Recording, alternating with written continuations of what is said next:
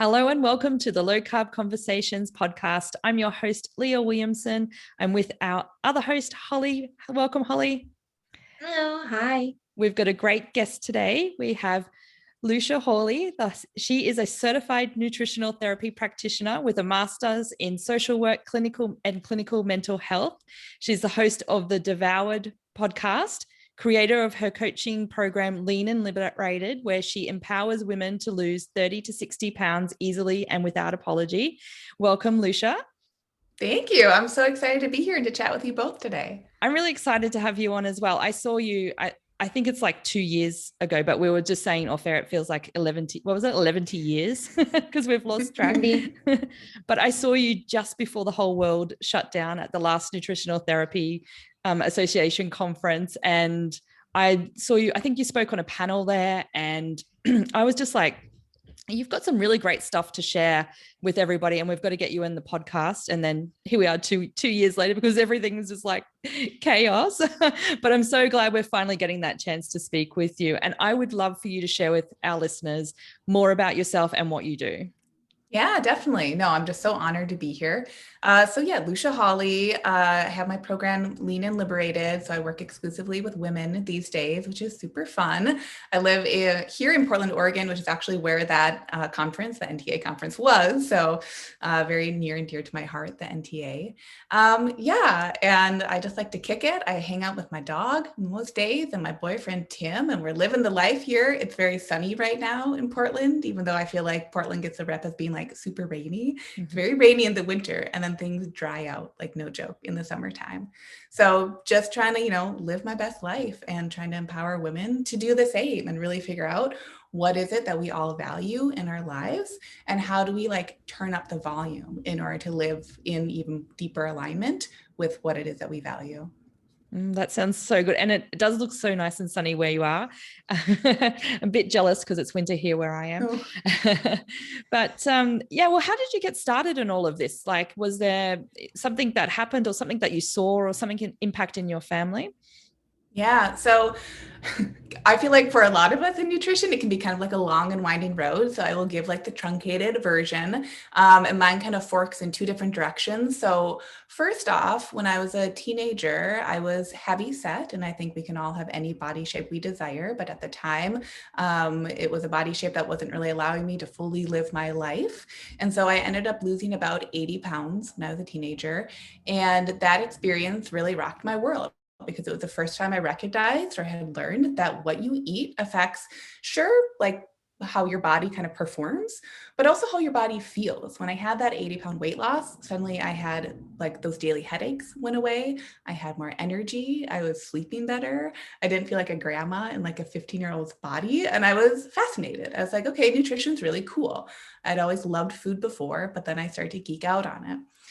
A few years later, I was almost 20 or so. I was in college, and I was starting to have a hard time focusing on my schoolwork, which previously had the privilege of that coming pretty easily for me. Couldn't figure things out. But because I had the honor of being in school, I had access to the university's library, and this is well over a decade ago now, which I feel like I'm aging myself, but that's cool.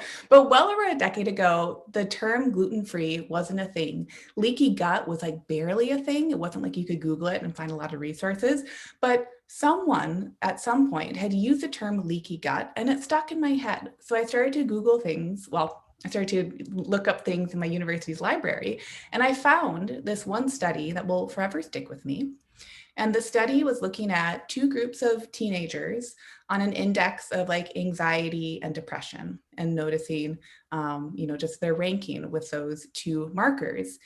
And the study then looked at what would happen if we took gluten, which I hadn't known what gluten was at the time, if they took gluten out of one of the group's diets.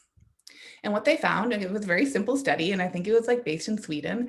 And what they found was that those kids had a lower incidence once they did that, the study again. They found that they had a lower incidence of those markers of depression and anxiety. And that's what I was feeling. So I was feeling brain foggy, but I was starting to get panic attacks at the time, anxiety attacks. I was just feeling dysregulated. So I was like, well, I was kind of gluten-free when I lost those 80 pounds quite a few years ago, just by being low carb, which is what I had done Atkins at the time, which is very popular back then. So I was like, I've actually done gluten-free before. Let me try this out again. So after 2 weeks of being gluten-free, I had no more panic attacks, no more anxiety attacks, could focus again in school. And I was like, this is so darn cool. I can't not talk about nutrition anymore. So I'd say those are the two big events in my life that really spurred me to be like, everyone is allowed to eat whatever the heck they want. I believe that so deeply. And there's so many nuances to the foods we eat and how they help us feel. Yeah, definitely. It's about that bio-individuality too, and finding what works for you. And I'm sure that's something that you believe in too. So tell us then, so did it spark you then to do some more study and more training? And, how did you start like needing to share this with the world? Yeah. So let's see. In my university studies, I majored in psychology. So I was always very interested in how our minds worked. And then I've been curious about the Nutritional Therapy Association. I knew someone who was an NTP. And it just seemed like over time, that was a program that really aligned so much with what I had lived. So not only those like foundations of health and wellness that the three of us know, but also that I had these principles that I was living by that this school really seemed very aligned with. So I furthered my education there. And then because of my interest in mental health, then sustained more studies in social work, specifically clinical mental health. So initially when I was starting out as an NTP and practicing, I was super geeked out about like mental wellness and how that connected with the gut. So that gut-brain connection. And then over time, if I fast forward a bit, then I started to realize that I had a lot of clients working with me who I was just working with anyone at the time. Like, you want to talk nutrition? Perfect. We're going to talk about nutrition, whether that's macros, performance-based, gut health, like whatever it is. So some people would come to me with like weight goals or body recomposition goals, but it wasn't the main thing I was doing. And I was finding that over time, especially the women I was working with, there were a lot of women who were starting to feel like they should be ashamed of wanting to lose weight. They would kind of tell me these like health and wellness goals and then be like, slip in at the end, like, oh, and I want to lose weight. Maybe, I don't know. I feel like I shouldn't. I don't know. And I was like, wait, what's going on here? Is this just like a sneaky set of shoulds that's also happening? Like, I don't know what's going on here. So over time, that really is what spurred me to create Lean and Liberated, to be like, if you want to lose weight, because of my own experience with weight loss, that wasn't restrictive and wasn't super diety. I was like, there's a way that we can merge these things together where we can feel empowered to make, again, whatever choice we want that comes back into whatever it is that we desire, which is going to tie into our values. So I hope that makes sense, but that's kind of how that program came to be. I love that because, I think that it's almost like, for so many years, it was all about weight loss, and we're going to talk about this a bit later on too, because we're bombarded with it in the media, and we love reviewing articles that have this about it. So it was all about weight loss, but then people almost like anti-weight loss, so that can't be your priority. So I know what you mean. It's this almost like, I really want to lose weight, but I can't say that I want to lose weight because it's not the right way to talk about it. And so it seems as though you've created this safe space where it's okay to have whatever priority you want to have, so long as you're working towards a goal that suits you and your best interests at heart. Is that what Lean and Liberated is like? Yeah, exactly. And that's why it's very much like when I'm talking to women who are coming into the program, they're like, well, most of them tend to know like what I'm about by the time they're joining the program. But often it can feel kind of like I like to say that like the freedom of it can feel like a bit of a free fall at first, because there is no good and bad food list, right? Like, we're not saying any foods are off limits.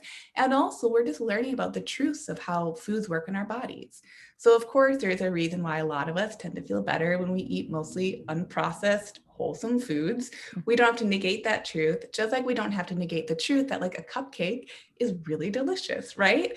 So it really is, it's coming into that intersection of saying like, how do we parse out where those sneaky shoulds are, not only so that we just understand them, but also so we can like give our nervous systems a break. That's what I really find happens quite a bit, is that we're also stressed out. Modern life is really stressful. So if we pile should on, like on top of should, our nervous systems might not even know, like, am I hungry right now? Am I full? Am I satisfied? Because we're in that sympathetic state so frequently.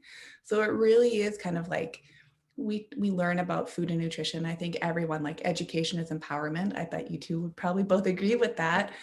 But like at the end of the day, it's really is about stress management and like that deeper, like, what are our core beliefs? Why have we come to believe that? And do we feel safe enough to change those if we'd like to?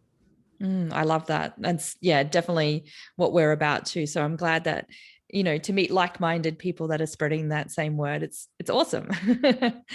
So, well, if people are interested in your program, we're going to put a link into the show notes for them. I love that. I looked on your website and you're like, there's no stuffy sign-in forms. You just come over here. We talk about it. It's good. I love that. So it's not like this big kind of like lead page of thousands and thousands of words that you have to read to get right down to the bottom just to click on to see whether you should join it or not. I think that stuff is so boring. Like, if that works for people, awesome. But I'm like, I'm just a human. I'm just like, here's the stuff. I write a lot. I write on Facebook, and probably you two see like on Instagram, but it's just, yeah, the lead page stuff. I feel you with that. Yeah, I love it. It's just like more casual. It's a nice approach. It's more down to earth. Yeah. All right. Well, and then you have your podcast, which is called Devoured. So tell us a little bit about the podcast. Yeah, so the podcast is really just this place where we can get into conversations more deeply, just like this conversation, around the subjects of both living our lives, but what I like to talk about, kind of in general, is that how we do one thing is how we do a lot of other things. So on the podcast, where, you get like the tangible information. Anything I'm teaching in Lean and Liberated, I'm teaching on the podcast too. I want that information to be free and open and available. But as well, we're kind of looking at, if I have this pattern with my food or with my body or with exercise, is that pattern also happening somewhere else in my life? So every week there's just a little bit of a spin on different content around those subjects so we can sink into it. And I often like to give people homework on the podcast too. Yeah. So sometimes there's homework. Oh, that's good. Well, we'll have to think up some homework for our listeners today. Maybe your homework is to go over and listen to Devoured. That sounds good. All right. Well, Holly's got the first article, and we're going to delve a little bit deeper into some of these topics. And this one is around body shaming yourself. So I'll take it away, Holly. Yes. So this article is from the Washington Post, and the title of it is Body Shaming Yourself: How to Fight the Pervasive Sense That There's Something Wrong with You.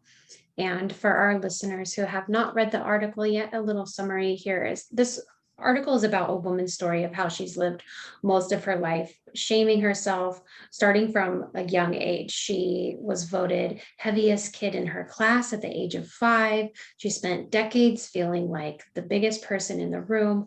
And throughout her adult life, she worried that she wouldn't fit into her seat, or at the movie theater, or at trendy restaurants, or at the dentist, or on an airplane.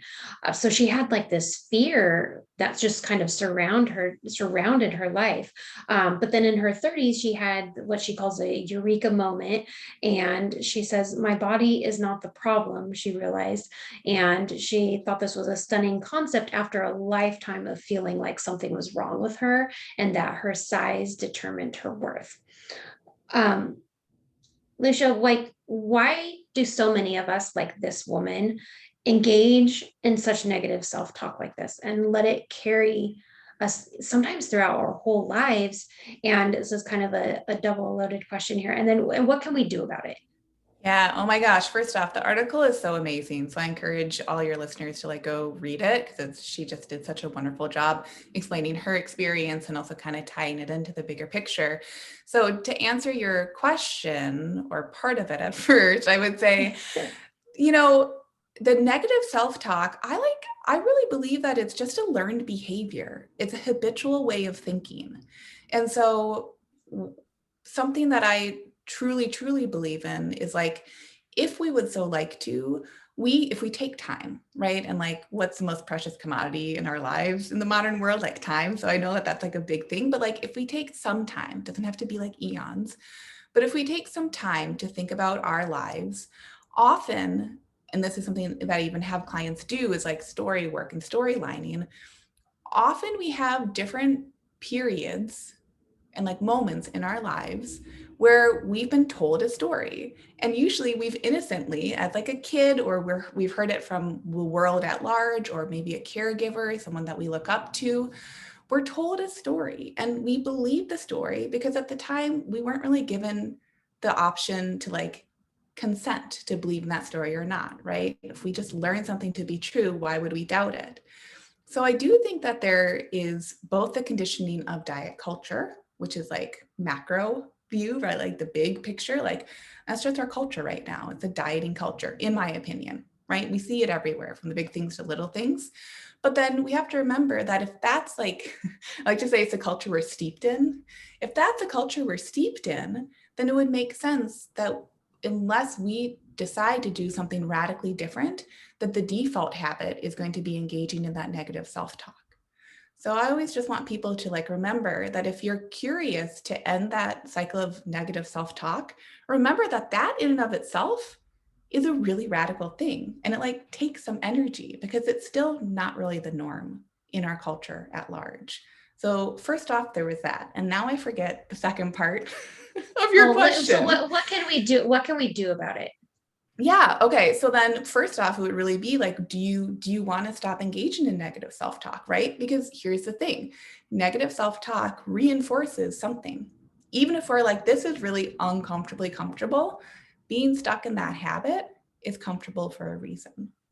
So usually we need to get uncomfortable enough with that self-negativity, just like the author of this article did. She was like, wait a second, hold on, this concept like isn't true that I need to speak so poorly to myself. I might have learned it throughout my life, but if I'd like to choose something different, which I do, now I can practice that. So usually I like to think of like our mental habits, because that's a lot of what we talk about too, is like food and nutrition is one thing, but also the way we look at the world is another thing. It's like, I'm wearing glasses right now for, people are just listening to the audio. So it's like how you look at the world, like you can have different lenses that you're looking at it through. The world is just the world. But if we want to try on different pairs of glasses, we can give ourselves that opportunity. I want to go back to something you said about the stories we tell ourselves are kind of like learned behavior, or what have the stories been that have been told to us. But since you do come from like the mental health world, can you talk a little bit about how just our environment and the things we're exposed to and what we see around us, maybe someone's not necessarily telling us a story about how to think or how we need to look, but how those images can shape those stories and we can internalize them and build them? Oh, totally. Exactly. Right. The stories that we learn might have been like literally given to us, right? Someone said something about your body or how you're going through your life, or their body, how they're going through their life and all that. But sometimes it's super subtle. It's just the marketing that we see, right? The actors who are chosen to like act certain roles on TV. So it becomes this very like, kind of like the Matrix. You're like, whoa, it isn't just spoken words or stories that are written. It's a cultural phenomenon. And so it kind of boils down to like, oh, if you want things to change, like I think about the women that I work with, they don't want the culture of dieting to be the culture of dieting anymore. They want something different. And it sounds a little trite, but it's like, it has to start from within. So it is almost like that, like, I like to think of it as like unraveling. You're like unraveling this thread of like all the stories you've been taught. And then you're kind of sitting with this like ball of yarn, thread that you've like undone. And you're like, well, what do I want to do with it now? I think it takes a lot of grace. And it takes like, just like I said before, that time and energy to say, what do I value? Like, what are my core values? Because when we're living in a way that's more aligned with those core values, then I think things just feel more streamlined. Like we can learn stories and be in a culture of dieting, and things can feel like oogie and gross. We might not know why. So when we understand, well, what is it that I value? Not maybe what I've been told to value, what I actually value, then we have that deeper alignment. And then it becomes that much easier just to come back into alignment if we ever feel pulled astray. Does that make sense? Yeah, and I like that. And especially because as people are changing the way that they talk to themselves, changing the way they portray their feelings about diet and culture and what's acceptable and how we look. Since we as people, we're social beings, we're tribal beings, we are innately wired to be like the people around us. So as more and more people are changing their thoughts, then it's like that little ripple effect where it actually can really change, like the world. We change the world. It really can. And it can be, honestly, right? And it can make us laugh because we're like, whoa, what? But it can be that simple. And like how much pressure, because I'll also say, so many people who are like done with diets and are like, the shoulds of like, well, I don't want to lose weight, but now I feel like I have to do a diet because I do want to lose weight. Like, we can feel the weight of the world on our shoulders. We have to solve everything else and the like exterior first. First off, there's nothing to solve. Because that's also part of diet culture, is that there's something wrong with you and you should solve it. No, that's also a story. But when we feel more alignment from within, exactly what you said, Holly, then we get to like be with that. And that motivates others to just come into their own alignment because they see that it's safe, right? If someone's close to you is like vibing with themselves, then we get to see like, oh, wait, no, it is okay to vibe with myself because like she's doing it or he's doing it. I think that's the most beautiful thing in the world. Yeah. What are your thoughts on maybe doing an exercise or homework, if you will, of someone taking that time, like you said, to go through and decipher all those stories and those internal messages that we tell ourselves, like those things we have on loop? Because we all have like our go-to like negative reels, maybe it's not a highlight reel, it's a low light reel, but we have that, right? But going through writing them out, like what are your thoughts on rewriting those and doing like affirmations? Does that work? Yeah. Well, okay. I think that's such an awesome question. I think affirmations can work, but our nervous systems need to be primed for those affirmations to feel safe. That's the concept I come back to a lot. Is like we can have our thoughts, we can have our feelings. Our thoughts can inform our feelings, right? And then we take action from our feelings and we get results from the actions and blah, blah, blah. Like that's its own loop. But if we have these internalized beliefs, and maybe they're right, they're kind of like a low, what was that? Like not the highlights, the lowlights, the lowlights of your life. Like if someone just comes and says, like, tries to give you a stamp on the head that says like, no, I'm going to make that a positive thought, or like try to, turn that into something really good. If your nervous system is giving you that low light or just uncomfortable experience, maybe really negative or traumatic experience over and over again, it's trying to give you that because it actually wants to process it. So instead of feeling like we have to turn it from a negative into a positive, I think there is totally a time and a place for affirmations. But usually what I find is that we just need to be with those negative emotions first, or the ones that just feel uncomfortable, right? Feeling sad, feeling overwhelmed, feeling stressed out. Instead of feeling like, oh God, I should never, because there can be sneaky shoulds basically that can come up. And sometimes I think affirmations kind of override. Instead of saying like, oh, I don't need to bypass anything. I'm allowed for life to be 50-50, for stuff to be really hard. I'm allowed to be overwhelmed and know that nothing's gone wrong. And the more I sink into that, then the more able my nervous system is going to see that overwhelm is fine and I don't have to solve for anything. Because often I'll say, like, if we have the tool of problem solving, and I think a lot of women do, right? We want to take care of other people. We want to take care of ourselves. We want to I say a lot of us are very type A. We want to take care of things, and that's awesome. But if we feel like everything is a problem, and then we're trying to like reflect that with ourselves too, that, oh, I got to just fix this up or take care of that. I think that can actually be that like subtle pattern that needs like a little loving to say, actually, wait, maybe there's nothing to solve when you're overwhelmed or stressed out. Maybe solving the problem is actually saying, I radically have permission to feel uncomfortable. I like that. And that kind of also ties into something else that she brings up in the article. And it wasn't necessarily affirmations at all, but it was just when she is feeling those negative thoughts or having those negative stories come through, she chooses to actively then focus on things of gratitude. And it's like, okay, well, maybe I can't do this, but you know what? I got out of bed today. It doesn't have to be that simple, but sometimes she mentioned like it had to be that simple. Like, thank you, body, for breathing in and out for me. Yes. Something like that. And we know from scientific studies that just that act of gratitude has the ability to change our mindset just in itself, right? Yeah, the gratitude and curiosity, I think, is another awesome one Oh too, yeah, that was right? another one. Yeah. Yeah, and she spoke to that, to really be like, well, if nothing else, right? Can I have this gratitude? Can I find the tiniest little seed of gratitude that I can find? Same with curiosity. Can I just Yeah. get curious, even if it's for a couple seconds? Right. Like having this thought, like, what is this thought trying to tell me? What is maybe if we're trying to shed that excess weight, but sometimes our body holds on to weight for a reason. So it's like, why is my body holding this weight? I don't know. Yeah, exactly. And our body, it holds on to so much wisdom. And when we feel ready, I don't think our bodies will ever share with us too much information. I think it peels back the layers of the onions. And I think diet culture tells us differently, right? Diet culture says, don't trust your body. It can't be trusted, right? Like it's broken, or like whatever the message is. So again, I'm always going to keep coming back to like, this is so radical to be like, no, it's not broken. I'm awesome exactly how I am.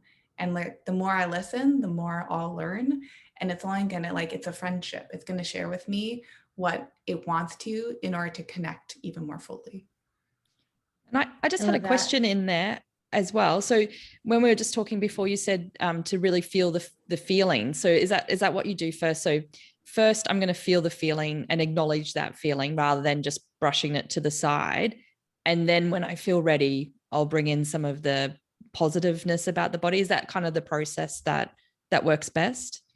Yeah, I think that's a really beautiful process. And even, like if we go back to the curiosity, I think a really cool practice can be, because sometimes it feels really big and overwhelming, right? And we're like, could I do anything except feel that damn feeling? I don't know if I can swear, I'm sorry, that dang feeling. So with that, there's a process called meta stating, which I think is really beautiful. And this can be a little piece of homework too, where like, let's just say that you're feeling anxious, right? Like that's the feeling that you're kind of trying to avoid. And it's just because it feels overwhelming. You don't like how the anxiety feels.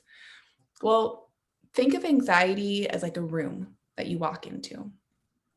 And so, and like anyone can like close their eyes and do this or whatever. But like, if your habit is always walking to like one corner of the anxiety room, we're kind of forgetting that there's the rest of that room of anxiety. So metastating then is really noticing, okay, when I'm feeling anxious and this anxiety, where do I feel it in my body, right? Is it like fizzy? Is it big? Is it bright? Is it in my chest? Like just trying to define it, give it some words and labels so you can understand it. And then you can play with anxiety, right? So like you might metastate, like what word could I use here? You might metastate and say like, what is playful anxiety? Like what? Because that's going to be a different part of that anxiety room, right? What's big anxiety? What's loud anxiety? Or what's subtle anxiety? You just get to give the anxiety different shades. Some of it, I wouldn't really recommend people start with big anxiety. Like you don't have to give it that shade, but you can really start to layer these different words. What's curious anxiety, playful anxiety? And I think that can really like take the pressure off of that habit of, oh my God, when I feel anxious, it feels this one way. Then we can really show our nervous systems, wait, it's okay to feel anxiety. And it's actually so okay that you can feel some different types if you'd like to. Your go-to might be this one type, and that's fine. But there are all these other types that kind of just like turn the light on in the room. So I think it can kind of like give our nervous systems a break to say, oh yeah, it's okay to feel anxious. I've got this. Yeah, I love that. That's really good. Yeah, definitely. Yeah. Beautiful. While we're talking about the stories we tell ourselves, let's move on to like certain words that we use in our vocabulary. And Leah has our next article there. Yes, I do. And this article was a really interesting one as well, because it's the title of it is called Why I Banned Words Like Guilt-Free and Cheat Day from My Vocabulary. Recognizing my own triggers was a crucial step toward repairing my relationship with food. And the article is kind of talking about the different words that we use. And I think what I took out of it was that it was almost like you don't even realize that you're using these words. They're so ingrained into us that it's like cheat day. I'm going to have a cheat day. I'm going to indulge in something, this food is good, this food is bad. And it's just kind of like just words that we feel like, oh, I'm so bad today. I ate this, and we're placing these kind of moral values on certain foods, and not even realizing it, I guess. And one thing I thought about it too was like a lot of people use the word cheat day, especially in the low carb circles, the keto circles, the gym circles. Like cheat day is this thing. And I remember once listening to it might have been like Mark Sisson or someone like that, one of those bigger blogger kind of people, and he said, like, cheat day, who are you cheating? Are you just cheating yourself? And I was like, when I heard that, I was like, I'm never using that word ever again. So what were your thoughts around this article, Lucia? And let's have a little chat about it. Yeah, no, I thought it was, like just a wonderful article. I loved the combination of both of them. I think it encompasses so much of what it is that we experience, again, kind of in this like modern culture of dieting at large. So the words that we tell ourselves are so powerful. Like words are medicine, and sometimes it's like a great medicine, and sometimes the medicine doesn't really hit. So I think it's such a beautiful observation. And I love that the article also talked about like good and bad. How often do we see that? We see that all the time. And I think that's a very common thought pattern, actually, that a lot of us have. And I like to come at this stuff from like a strength perspective. So it's awesome that we have certain thought patterns. Okay. Because again, those sneaky shoulds can be like, oh my God, I have this thought pattern. I think that way anymore. Whatever. We come to different ways of thinking, usually as a way to take care of ourselves. And so, and I'll come back to the words in a second, but coming to a certain thought pattern might have been helpful at one point. It might have been adaptive, right? At the time, it might have been the most useful way to think. And probably all that's happened now, if it doesn't feel so good to think that way, is that it's just become maladaptive. But that doesn't mean it's like finding, a hammer at one point and you had nails to like hammer down, and now you're still holding that hammer and you don't have the nails and you actually need to saw something. It doesn't mean the hammer is bad. It's just not really the tool for the job anymore. So making things good or bad, this or that, all or nothing, black or white, I think is one of the most common thought patterns that we have. And we have it, in my opinion, because we're just trying to make sense of the world. And it's easier to give ourselves two options, right? Good or bad, instead of like, oh my gosh, all the shades of gray that I might need to be thinking about.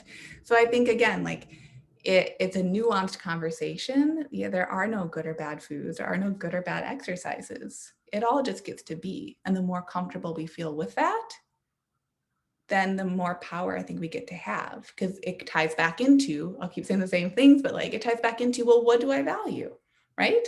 A food might be awesome for someone, might not feel so good for me and my body, but that doesn't mean it's bad, right? It doesn't mean it's good for them either. Like they both just get to be. I love that. And so then we've all got our own biases, right? So we all know the things that are good and bad. I'm using air quotes for us. So then if I know, let's use, I don't know, chocolate. I've found chocolate to be bad for me. And then I'm going to go out and promote that to the world through the media and tell everybody that chocolate is bad for them. But then that chocolate actually is okay for you. It doesn't ever cause you really any problems, and it tastes delicious, and having the occasional piece every now and then makes you feel good, and you enjoy it, and it's that time out. So then how do you feel about that in this world? Like how do these thoughts then become almost like another form of diet culture, I guess, in a way? Like I'm just, what kind of thoughts come up with that? Yeah, totally. Well, here's the thing, it's like if we're going to come full circle to diet culture, I feel like such a weirdo saying this, but like I don't want to hate on diet culture anymore because I don't want my attention to be on it anymore. So at this point, for me, it's like, well, what are the lessons I've learned from it? I would love for it to not be a thing. It's kind of what I'm doing here. Be like, look, it doesn't have to be a thing anymore. But I got to this point because of diet culture. So same thing with like, I think we can, unfortunately, because again, it's like, it's so meta and weird, but I think we have to respect why people call things good and bad. We get to honor their process. We get to honor marketing for what it is. But this also all ties back into education. So the more educated we can become and educate other people, right, from this really trustworthy spot, then I think that is where we can come into like more of the gray area with these subjects. So the gray area of like chocolate really might not be good for people. I'll say coffee for me, I would love for coffee to be great, but like I just don't think my liver handles caffeine well. But I know for other people, coffee is so fine. So it comes into this both and territory. So if I'm someone that is lost in this world with so much information, how do I decipher what is good? Well, what works for me and doesn't work for somebody else? Like I'm just like reading these articles, and I just read an article and it says that I shouldn't drink coffee. So maybe I shouldn't drink coffee, but I don't have anything wrong with coffee. So, how do people try and decipher through this world when it's just so much information and noise coming at you? Yeah, I think you get to listen to your body. Yeah. Right? Because some people's bodies will radically say, like, please actually don't give me coffee. So my body says when I do drink it, it's like, please, why did you do that? And other people, when they drink coffee, something that I use, like I have my clients use 24-hour plans, and they're not food journals. We're not checking into them. It's not about amounts. It's none of that. But it's like putting a gym date on your calendar. You don't have to get really granular with things, but you're making a decision ahead of time to show up to an action that you like. So same thing with the food choices. They're making a plan either the night before or the morning of for the foods they're eating. You're going to write down what it is. But again, it's not about amounts. It's not like to be like, have a perfect paleo plate or whatever. It's just to be like, let's just have our awareness be turned up. So then if I don't feel so good, right? Like if there is actually a food that doesn't feel so good, I have that data there that I can go back and reference. But the thing that's telling me whether something feels good or not is my body. Yeah, that's so good. I love that. Well, I like that because I think it also goes back to that education piece, like you say, because maybe you don't know that something's not working for your body because you don't know what the signs are that would be telling you it's not working for your body. So being able to write it down and to connect the dots and maybe start seeing some patterns there. And then also, like you touched on it before, like you don't like talking about diet culture because it just brings more attention to diet culture. And it reminded me of that saying where attention goes, energy flows. And so it could be something with something that's negative that you're focusing on. I don't want to be that, but it can also be just paying more attention to what it is that you're eating and how your body is responding. It's like once you put your attention into that thing, then you're going to have more energy around it. And you're going to get more feedback. Yes. Oh my gosh. That's like mic drop moment right there. Seriously, like where our attention goes. And that ties back into like time is our most precious resource. Well, paying attention, like that's us paying time to things, right? So really saying like, I'm going to leverage my most precious resource and just start to pay attention without agenda. That's the other thing. And I think that's what moves us away from diets. Diets kind of have an agenda for why we're paying attention to something, right? It's like snap, like let's get the PR in the gym or like lose the weight or look a certain way. But once you drop that agenda and it's like, again, why am I doing this? I think a lot of people have the values of like, well, I want to feel more joy. I want to feel more compassion, whatever values change, but there can be some kind of like general buckets that they start to fall into. Then the food stuff does tend to come back to like, how do I want my body to feel? If I want my body to feel more joyful, what are those signs to me of when it's expressing joy, right? So it does, it's quiet. And I think it's a very like tender practice too. I love that. And it's like the article's saying, it's like when we use the words like good or bad, indulgent, guilt-free, cheat day, whatever it might be, they're really encouraging behaviors or thought processes to make people distrust their own body's response to food and offering them alternatives to ignore hunger cues. So I think that, if we can turn down those words or turn off those words, or just even have that thought when you have that word, it's back to the, almost to the same thought process of the self body shaming. What can we do to help, focus on something else, or feel the feeling first, then focus on something else, I think. And change our way around those words can make a really big impact on not only yourself, but others around, and have that ripple effect that we're talking about. Yeah. And I would say, if I can add in, I think a really simple practice is like, let's say that you become aware that like you're kind of judging yourself and you're considering something to cheat food, or like, I want to cheat this weekend or whatever. What if you just get to offer yourself like that thought just gets to be thought. You don't have to like get it out of your brain for forever. But what if you only have to add in and?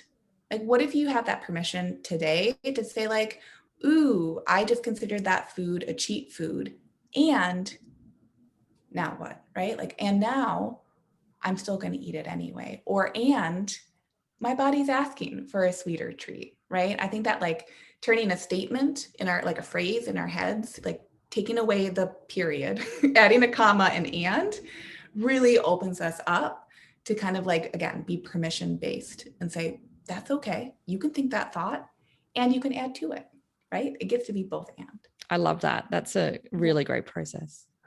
I like to, I have something I was just writing the other day too. And it was funny when Leah, you sent me this article, because I was just doing a write-up on this, but around that concept of cheat day. And like you already mentioned, that word cheat, like it doesn't have anything positive associated with it. You know, you don't want to cheat on your spouse. You don't want to cheat on a test. You don't want to cheat playing games. No one likes a cheater, right? So taking out that word cheat and replacing it with choice. It's like, no, this is a choice food. This is a choice day. Like, I am fully present. I am mindful of what I'm doing. And right now I am choosing this thing to eat. Amazing. Yeah. And it So takes good. it out of that like identity, right? Of being a cheater. Oh, who wants to hold that identity? Right. And then we're like at odds with ourselves. But do you want to have like choices, abundant choices? Oh yeah. To me, that sounds great. Definitely. And I love how the article finishes. I just have to read this little sentence out that they have. I thought it was really good. And it said, we all deserve health, happiness, and fullness, regardless of what our bodies look like. And we deserve to treat both them and foods we nourish ourselves in a neutral, non-judgmental way. It's a cookie, not a hand grenade. And I thought that was a really nice kind of sentence in that. Yeah. Yeah. Oh, it's so powerful. Totally. And it turns that volume down and like, it's a cookie, not a hand grenade. Think of how like, what is that word? Like the hyper arousal we have around our food choices, right? We can get really, really like, it can be a big thing. So I think that sentence beautifully like turns the volume down to say, these are just little choices and they add up over time. But like a cookie is not a make or break deal. Yeah, definitely. Holly, do you have anything you want to add in here? Any questions? I don't. This has been such an awesome conversation. I love it. Yeah, I'm really loving it too. And I don't want this podcast to end, but all good things must come to an end. No, that's not a good statement, is it? Who wrote that one? All good things must come to an end. And what else can we add in there? And we'll save it for another day. To be continued, I think. That's right. So, well, before we go though, where can people find you best? I know I found you on Instagram. Are you on Instagram, Facebook?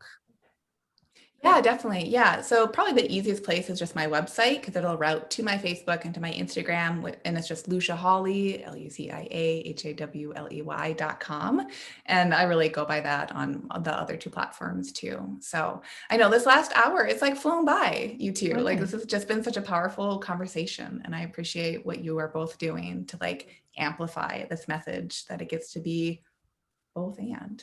Thank you. And same back to you. We really love your message. And yeah, we need more discussions like this. And whether it might feel uncomfortable at first to talk about things like this, but then we're adding the end to it, you know? So we've got a path forward to make more positive around the world. That's right. Well, thank you so much. I've really enjoyed it as well. That's the end of today's episode. Our theme music is created by Andrew Bowden, and production services are by Kevin Kennedy Spain of Disc of Light Media. Have a great week, everyone. Have a great week.